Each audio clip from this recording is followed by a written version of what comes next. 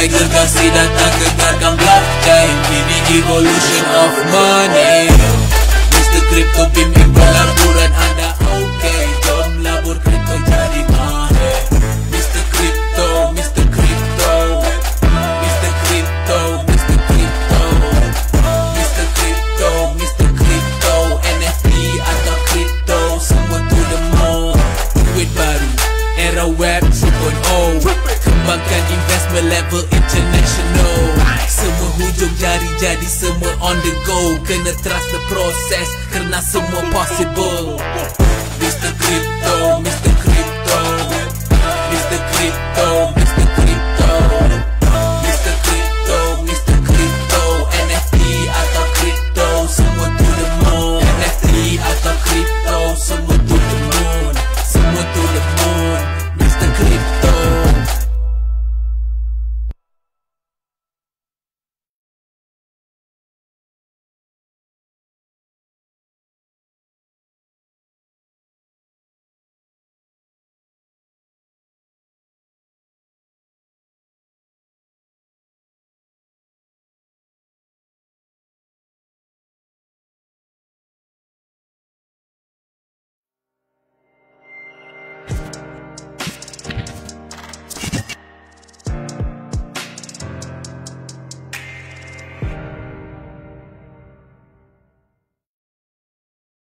Bismillahirrahmanirrahim. Assalamualaikum warahmatullahi wabarakatuh. Selamat petang. Salam sejahtera. Kita bertemu dalam live Facebook iaitu apa cerita dari meja Mr. Crypto, yang mana inilah sesi episod yang terakhir. Dan di mana apabila pada bulan Ramadan nanti kita insya-Allah kita tidak ada sesi ini dan kita jumpa balik selepas raya. Dan saya tidak pasti lagi apa yang saya nak bawakan kepada anda semua dalam sesi yang berbeza ataupun di platform yang lain. Kita tengok macam mana nanti.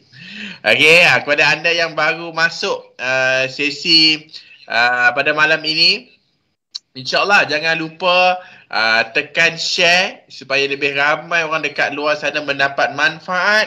Jangan lupa juga tekan butang like ataupun love tu. Love tu supaya semangatlah sikit saya nak cakap. Dan jangan lupa juga komen lah.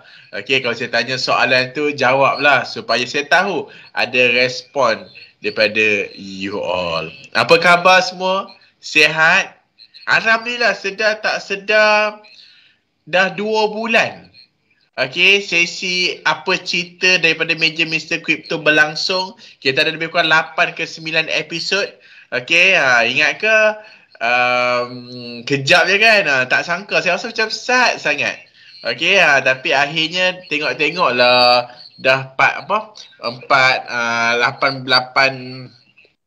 episod bermaksud lebih kurang 2 bulan. Yang kita jumpa seminggu sekali. Wah, ada yang jawab hashtag kekal kental. Ada yang beri salam. Waalaikumsalam. Baik, sihat. Waalaikumsalam semua. Guys. So, banyak perkara yang saya nak kongsikan pada malam ni. Perkara yang you kena faham. Dan maybe malam ni saya buat sedikit kelainan, sebab kita lihat pasaran kripto ataupun pasaran Bitcoin itu tidak begitu banyak perubahan harganya berbanding pada minggu lepas. Tapi saya lebih kepada nak bercerita tentang apa yang berlaku. Apa yang berlaku ini menarik minat saya. Menarik minat saya, yang mana saya pun tak sangka. Tak sangka yang boleh jadi begitu. Dan tidak lagi pernah terjadi sebelum ini. Siapa nak tahu? Siapa nak tahu, cuba hashtag Bitcoin, saya nak tengok. Hashtag, tekan butang hashtag, tulis Bitcoin. Saya nak tengok berapa ramai yang nak tahu apa saya nak cerita pada malam ni. Nak ulas pasal pasaran yang lain, harga tak bergerak banyak sangat. Tapi cerita ini maybe menjadi satu titik sejarah dan dunia pelaburan kripto. Titik sejarah bermaksud, so benda ni sangat-sangat besar. Impact. Impact kepada pasaran kripto. Okay, Mak, kita nak tengok siapa yang hashtag Bitcoin. Dia hashtag ramai-ramai. Allah, dah dekat 5 minit cakap. Tak ada siapa pun share lah banyak lagi. Okay, ini sesi yang terakhir. Mesti kena banyak share berbanding episod-episod sebelum ni. Kena reach 100 share. Wah, good. Thank you so much. Pada yang dah komen. Wah, ramai yang komen. Thank you. Okay. Macam ni tau. Apa yang berlaku pada hari Sabtu. Okay, cerita dia macam ni tuan-tuan. Saya kebetulan hari Jumaat tu, malam Jumaat tu, saya tidur awal. Sebab saya ada sedikit macam keletihan, pack sikit. Saya tidur awal. Pukul 9.30 saya dah tidur. Okay, dan apabila saya tidur awal, saya akan terjaga. Tak kira lah pukul 12.30, pukul 1.30 ataupun pukul 2. Tapi pada malam itu, saya terjaga pada pukul 1.30, pukul 2. Okay, saya terjaga tau. Dan saya pegang handphone. Okay, saya pegang handphone, ada satu news masuk dekat handphone saya. News tu bertulis Bybit kena hack. Okay, Bybit kena hack. Saya waktu tu macam, wih, apa yang berlaku ni? Sebab Bybit adalah the second largest exchange in the world after Binance. Itu yang menarik minat saya untuk, saya terjaga 1.30 pukul 2 tu tuan-tuan.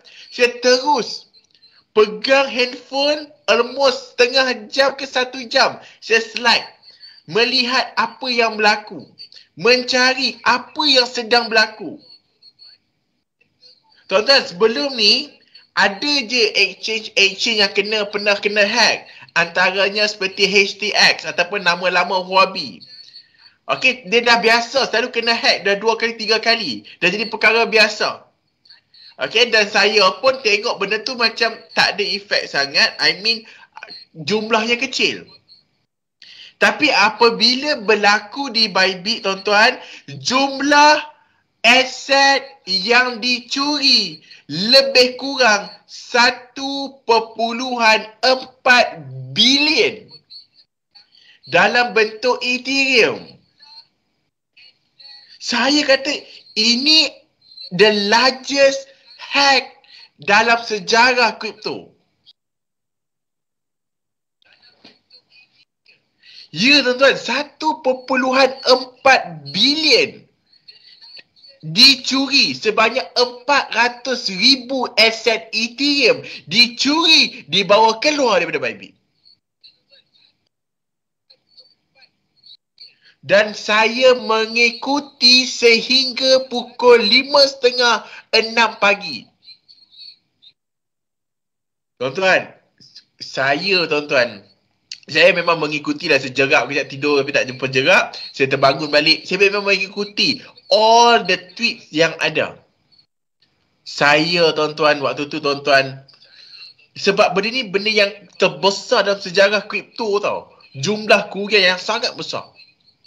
Saya bukan risau apa. Saya risau the impact, the effect kepada pasaran. Harga akan junam.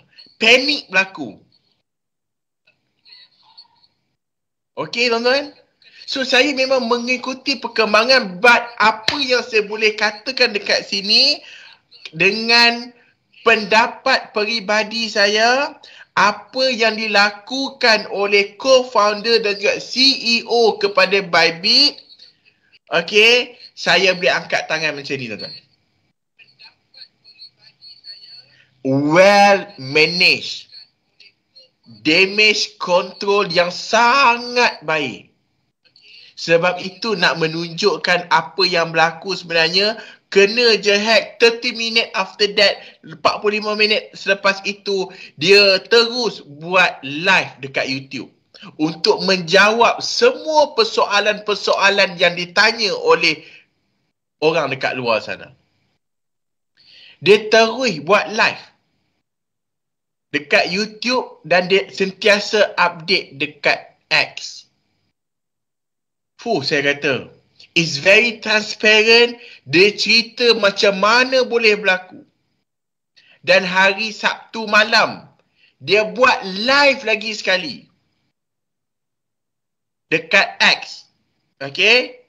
Dia menceritakan juga dan menjawab Q&A. Dia very transparent, tuan-tuan. Macam mana benda tu boleh berlaku. Gila, tuan-tuan. Okay? Sangat-sangat gila. Tapi apa yang paling best untuk cerita hack yang berlaku di Bybit ni? Benda dah jadi, settle. Benda dah selesai, settle. But what's next? Tuan-tuan, saya tuan-tuan, setiap update yang saya baca, naik bulu roma saya tuan-tuan. Dan tidak pernah terjadi dalam sejarah tuan-tuan. Exchange yang ada, beberapa exchange global yang ada, bersatu dan membantu Bybit. Antara respon yang terawal yang dapat adalah Binance sendiri. Yang mana saya pemudahkan ayat dia. Binance kata apa dekat Bybit? If you need help, we are ready. Binance dah ready untuk tolong kalau apa-apa berlaku. Dan the best part tuan-tuan, okay, beberapa exchange lain juga turut membantu. Seperti BitGet, seperti MEXC. Pelbagai lagi 3-4 exchange membantu support Bybit tuan-tuan. It's never ever dalam sejarah kripto tuan. Dan antara transaksi pertama yang dapat dikesan adalah penghantaran aset dari Binance ke Bybit. Dan kenapa Bybit boleh survive? Why? Bukan disebabkan oleh bantuan tu. Bantuan tu, support tu tak dinafikan. But in first place, why Bybit can survive? Disebabkan oleh dia mempunyai reserve yang mencukupi. Sebab itu orang kata, akan terjadi macam FTX, panic akan berlaku. You tak boleh compare Bybit and FTX. You must compare Apple with Apple. FTX bukan isu kena hack. Tapi FTX adalah satu exchange yang mana penyalahgunaan duit ataupun aset customer yang ada dalam platform tersebut. Dan di Bybit, dia bukan salah guna. Tapi aset mereka dihack dan dicuri dan dibawa keluar. Sebab itu nak compare, nak panik, kena tengok keadaan, kena tengok cerita yang berlaku. Okey, dan saya mengikuti tuan-tuan, gila babas tuan-tuan. Diorang dapat detect satu kumpulan. Okey, satu kumpulan yang mana ada kaitan dengan Korea Utara tuan-tuan. Yang mana corak pencurian, corak pemindahan aset yang berlaku dekat Bybit sama seperti hack yang berlaku sebelum ni di 3 tempat yang lain. Gila tak gila tuan? Okey, gila. Memang ush. Dan the best part tuan-tuan, apabila community bersatu. Itu mahalnya community ni. Crypto is about community tuan-tuan. Baru saya nampak the strong of community. Di situlah tuan-tuan, macam-macam pertolongan yang datang, collaboration yang berlaku antara Bybit dan community-community lain. Okey, dan the best part tuan-tuan, dia kena hack hari Sabtu lebih kurang 2 pagi, 1:30 pagi waktu Malaysia tuan-tuan. Dan tadi pagi, Sabtu, Ahad, Isnin, lebih kurang 3 hari tuan-tuan. Kurang 3 hari Bybit dapat cover back all the reserve yang hilang. Bermaksud Bybit mempunyai kapasiti dan juga mempunyai satu kerjasama dengan beberapa exchange yang ada dekat luar sana, yang mana hampir 100% tadi pagi bermaksud apa dia yang hilang 1.4 bilion dibawa keluar itu dah dibawa keluar, dah orang curi dah. Tapi hari ni dia berjaya mengekalkan balik 1.4 bilion dalam reserve mereka. Hak ni yang saya tabik spring, tuan-tuan.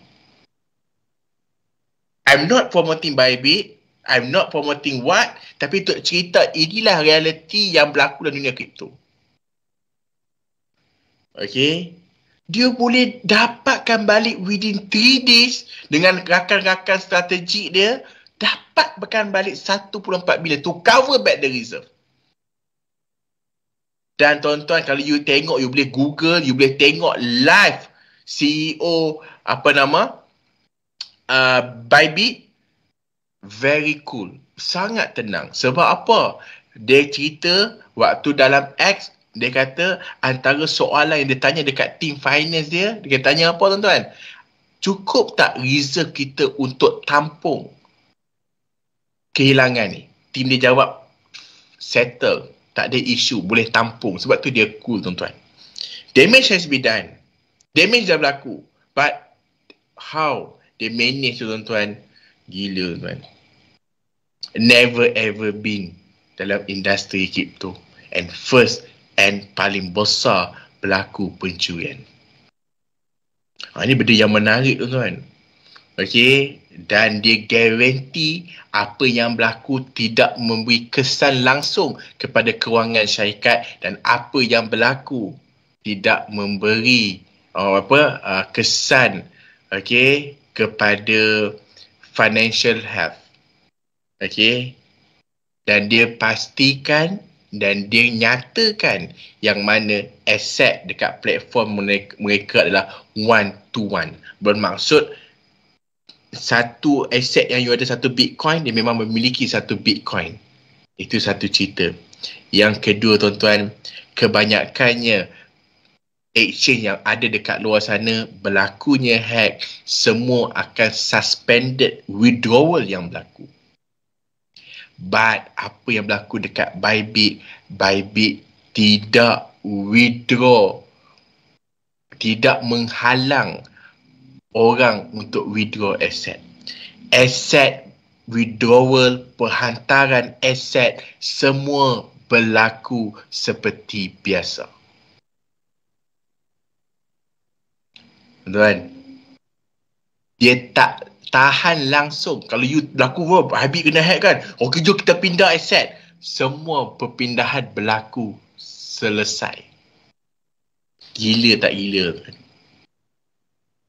Dia tak suspended pun. Saya kata apa? Exchange lain, yes, dia ada suspended. Ada kadang-kadang sampai 3-4 hari tak boleh keluar aset. Lagi cuak kita tu kat dalam. Tapi Bybit, nak withdraw, request. Dia tidak menghalang customer dia untuk mengeluarkan aset dari platform. Ini apa yang berlaku dekat dunia kripto 2-3 hari ni. Saya memang mengikuti perkembangan ini secara dekat dan hampir setiap hari. Okay, but yelah, sebab itulah kita kena lihat sebenarnya apa benda yang kita boleh tengok. Okay, apa benda yang kita boleh belajar daripada apa yang berlaku. Okay, apa yang boleh kita lihat? Sangat-sangat menarik. Okay, sangat-sangat menarik. Sabar sekejap, saya nak tunjukkan tuan-tuan satu benda je. Okay.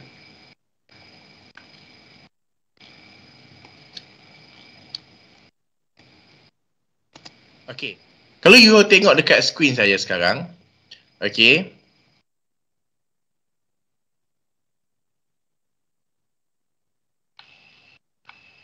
okay, kalau you tengok dekat skrin saya, ni jumlah dagangan tau.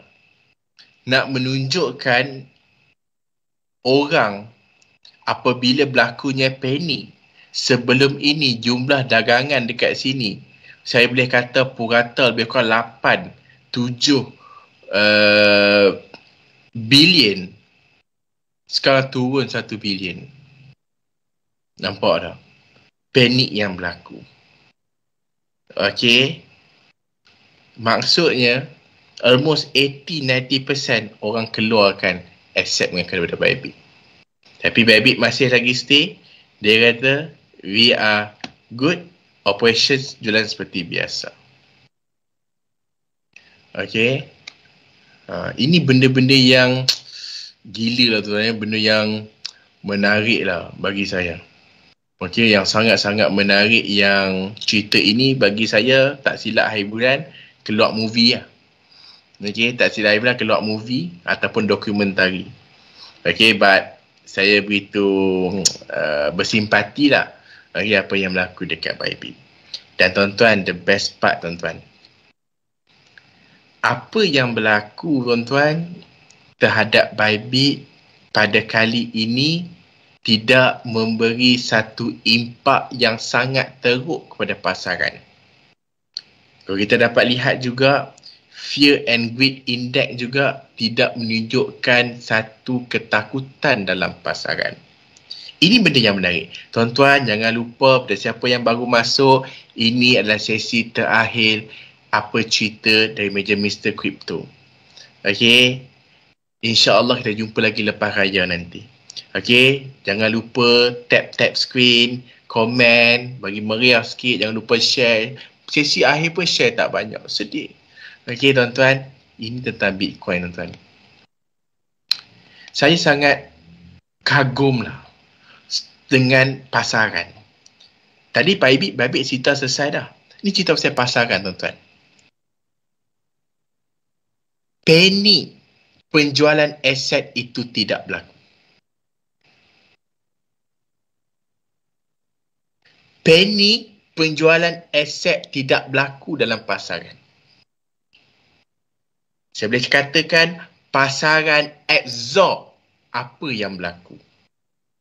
Dan benda tengah jadi, isu yang berlaku adalah ketika harga dekat bawah. I can say that is a bottom.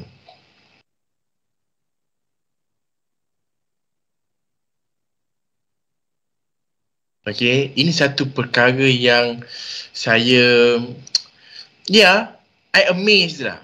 Saya ingat harga dah turun sebatang dah terjun dah. Orang takut. It can be domino effect. Kalau kata Bybit lingkup, Bybit tutup, dia akan bagi efek dekat exchange yang lain. Selalunya akan domino effect. When people panic, people sell it off, people keluarkan aset, people jual dapatkan balik duit. It can be panic dan semua itu akan wipe out pasaran. Efek sangat teruk. Okay. Sebab itulah dalam crypto we are talking about community. Sebab itu CZ, owner kepada Binance cakap apa tuan-tuan? Protect user, protect industry. Itu key point dia. Protect user, protect industry. Kalaulah tuan-tuan malam itu, pagi itu tuan-tuan tidak ada control damage yang baik, will be worse for Bybit, will be worse for industry crypto pada malam itu, pagi itu tuan-tuan.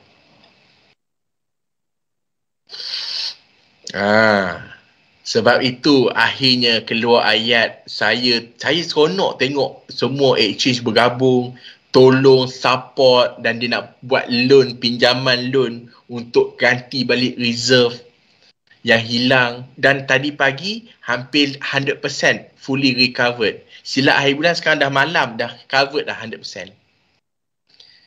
Gila tuan. Dan the best part lagi gila tuan-tuan, harga tak jatuh. Benda buruk berlaku tapi tak ada panik dan tak ada penurunan harga secara drastik. Dan harga bertahan, malah banyak momentum yang mana duk menekan naik ke atas. Inilah dunia pelaburan kripto tuan-tuan. penuh dengan kejutan, penuh dengan perkara-perkara yang baru.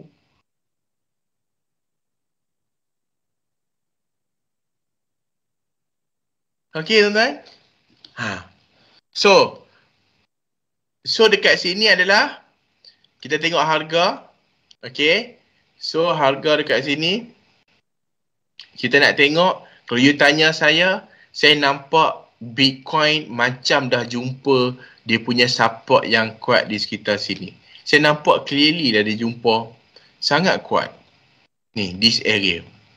Okey, kalau you tanya saya, kita dah pada kat bottom dah. Penurunan yang berlaku tu dekat sini dah. Dah berlaku dah. Now waiting the moment. Okey. Waiting moment. Cuba tulis #moment. Okey, moment. Menunggu moment. Okey, so kalau kita menunggu moment, bermaksud kalau kita tengok pada trend indikator ini pun dah dekat bawah dah. Menunggu the matter of time untuk pusing ke atas balik. So tenang. Okey. Walau bagaimanapun, Bitcoin dijadikan sebagai benchmark petunjuk kepada keseluruhan pasaran.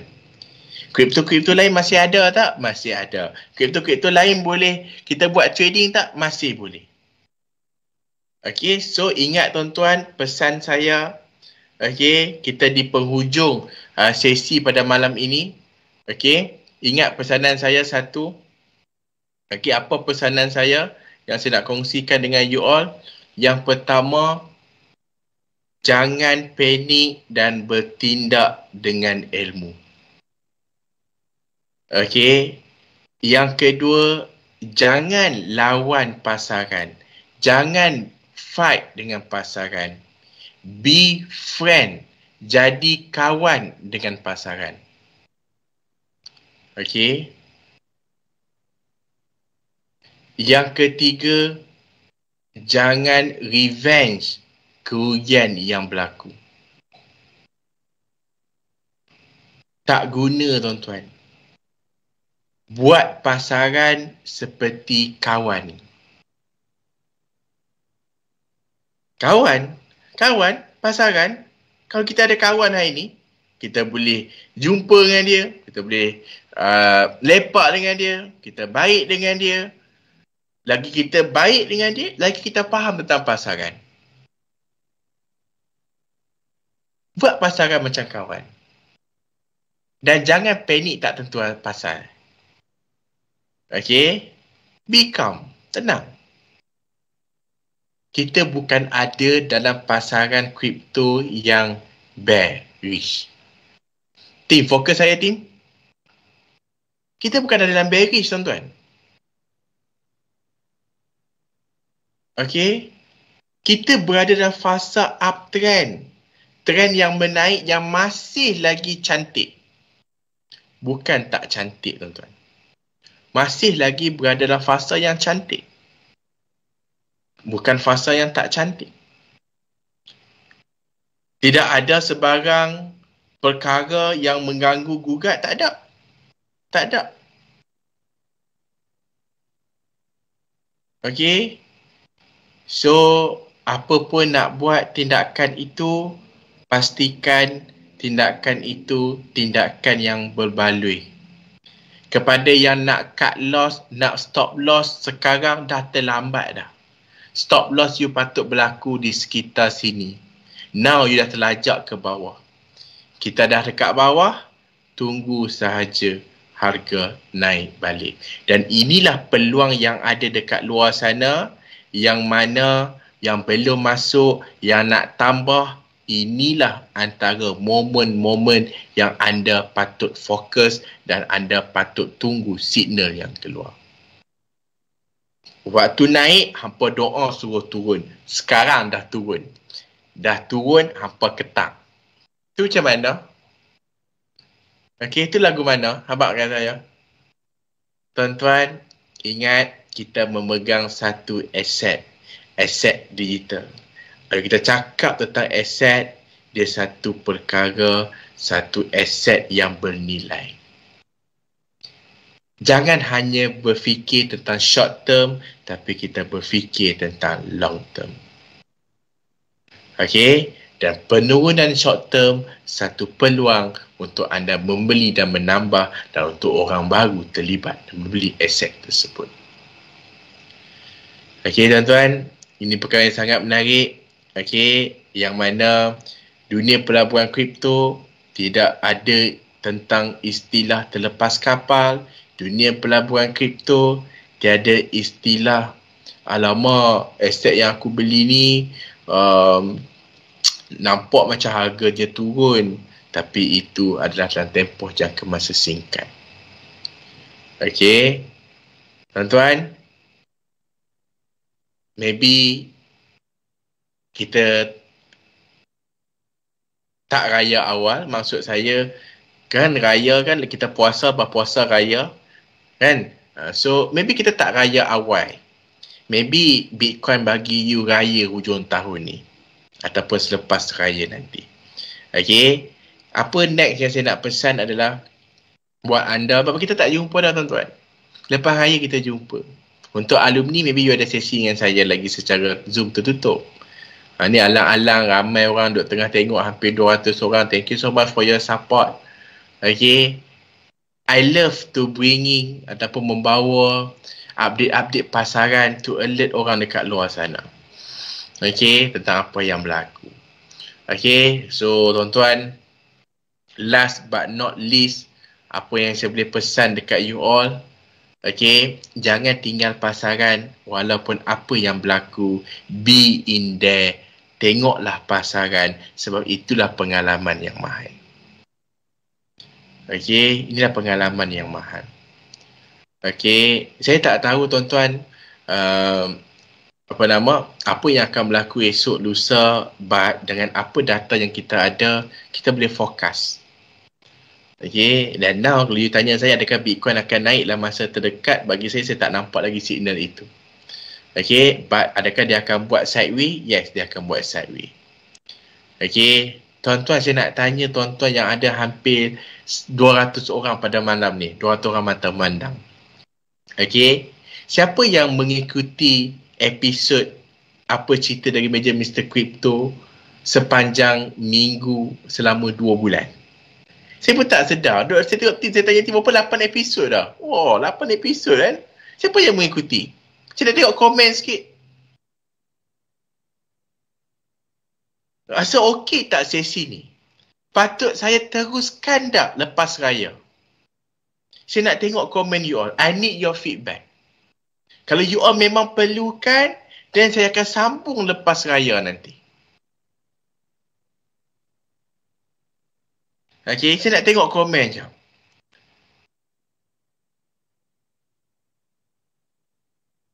Sesi 30 minit bagaimana saya update tentang apa yang berlaku dalam pasaran.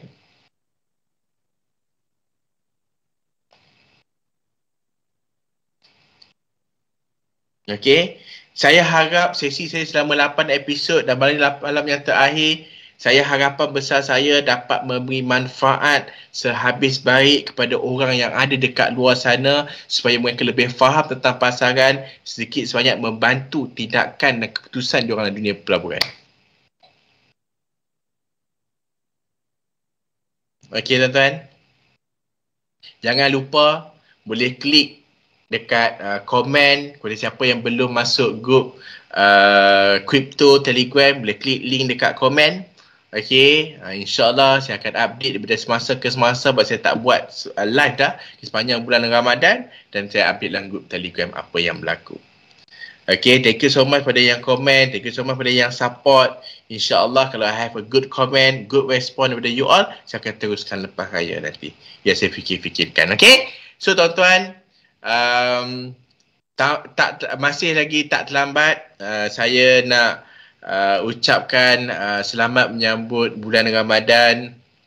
Jadikan bulan Ramadan tahun ini lebih baik dan banyak amal ibadah yang boleh kita buat berbanding sebelum ini.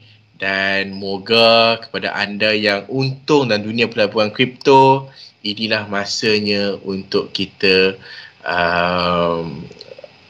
memberi sumbangan dengan lebih banyak pada bulan Ramadan nanti, insya-Allah. Okay guys,